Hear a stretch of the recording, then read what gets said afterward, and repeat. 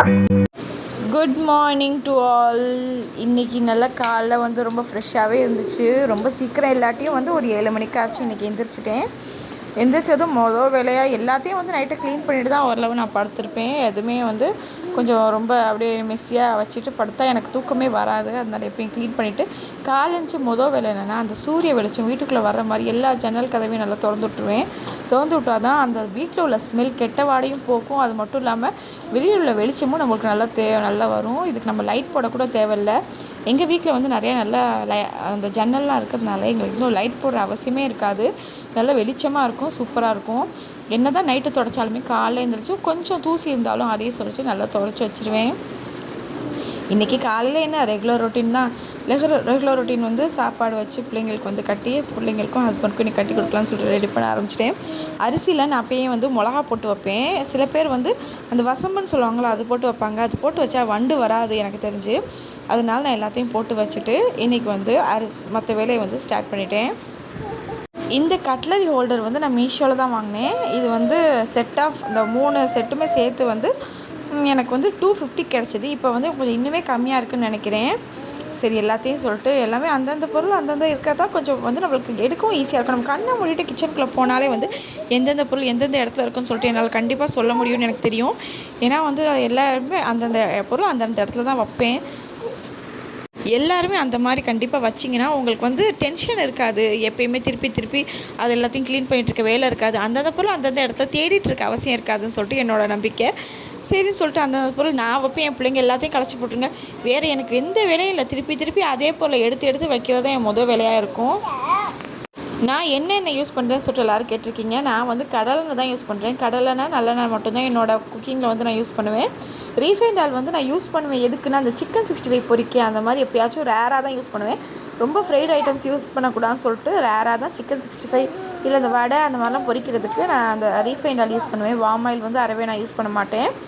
காலையில் என் ஹஸ்பண்ட் வந்து கிளம்பிட்டார். காலைல ஒரு 7 மணிக்கு கிளம்ப ஆரம்பித்தார். சரி, அவருக்கு வந்து ரொம்ப லைட்டாக தான் சாப்பிடுவார். சத்து மாவு அது மாதிரி அந்த லைட்டாக தான் சாப்பிடுவார். சரி, அவருக்கு வந்து நம்மளோட இந்த வெயில் காலம் சம்மர் சீசனாக இருக்கிறதுனால அவருக்கு ஃபேவரட் என்னென்னா இந்த பழைய சாத கஞ்சி தான்.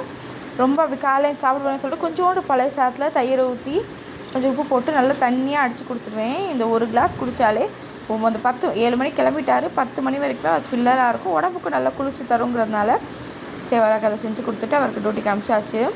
இன்றைக்கி காலையில் என் மகனுக்கு வந்து முட்டை சாதமும் உருளைக்கிழங்கு செஞ்சு, என் ஹஸ்பண்டுக்கு வந்து புளி சாதமும் உருளைக்கிழங்கும் செஞ்சு, எனக்கு வெளியில் போகிற வேலை கொஞ்சம் இருந்ததுனால இன்றைக்கி எல்லாருக்குமே கலவு சாதம் செஞ்சு அனுப்பிச்சிட்டேன்.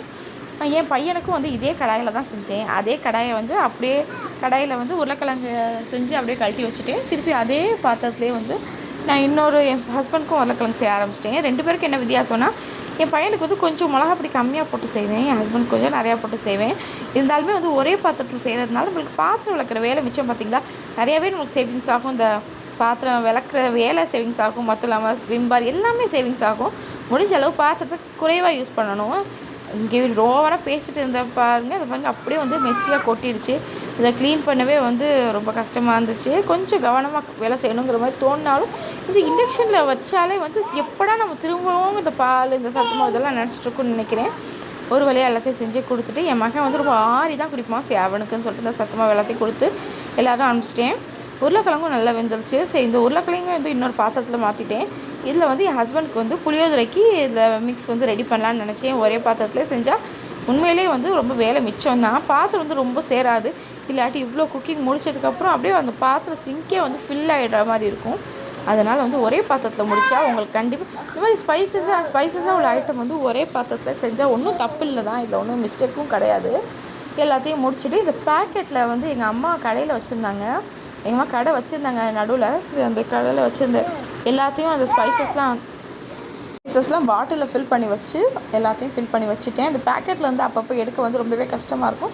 அதனால் பாட்டிலில் அப்பப்போ நீங்கள் வந்து ரீஸ்டோர் பண்ணி வச்சிட்டிங்கன்னா உங்களுக்கு வந்து வேலை உங்களுக்கு தான் ஈஸியாகும். இல்லாட்டி பேக்கெட்டில் உள்ளதை அப்பப்போ எடுத்து ஓப்பன் பண்ணி ரொம்பவே கஷ்டமாக இருக்கும். இன்றைக்கி என் பையனுக்கு வந்து எக் ரைஸ் தான் செய்கிறேன். எக் ரைஸ்னால் ரொம்ப அவனுக்கு வேலையில் இந்த தக்காளி வெங்காயம் அதெல்லாம் போட்டு செய்ய மாட்டேன். சும்மா எக்கை வந்து பெப்பர் சால்ட் போட்டு கொடுக்க வேண்டியதுதான். காலை பிரேக்ஃபாஸ்ட்டு சத்து மாவும் முட்டையும் சாப்பிடுவான். சரி, காலைல சாப்பிட்ற முட்டை வந்து அந்த பாத்திரத்தில் செஞ்சு எடுத்துட்டேன். அதே பாத்திரத்தை தான் இப்போ அவனுக்கு முட்டை சோறும் செய்ய போகிறேன். இது வந்து வீட்டில் காய்ச்சின நெய், நல்லா சுத்தமான நெய், நல்லா ஸ்மெல்லு. அதை ஓப்பன் பண்ணிட்டு அரோமா வந்து அவ்வளோ சூப்பராக இருந்துச்சு.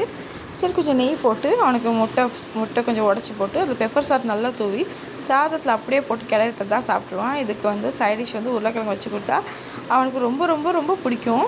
இதுதான் அவன் நேற்றே சொல்லிவிட்டான் எனக்கு எக் ரைஸ் தாமான்னு சொல்லிட்டு. சரின்னு சொல்லிட்டு அவனுக்கு எக் ரைஸும் என் ஹஸ்பண்டுக்கு வந்து புளியோதரையும் செஞ்சு வச்சுட்டேன். காலையில் லஞ்ச் என்னென்னு சமைக்கிறதை விட அது யோசிக்கிறது ரொம்ப ரொம்ப பெரும்பாடாக இருக்குது. எல்லாத்தையும் கட்டி எல்லாத்தையும் அவங்கள போய் அனுப்பிச்சிட்டு போய் எப்படா போய் படுக்கலாங்கிற மாதிரி தான் இருக்குது.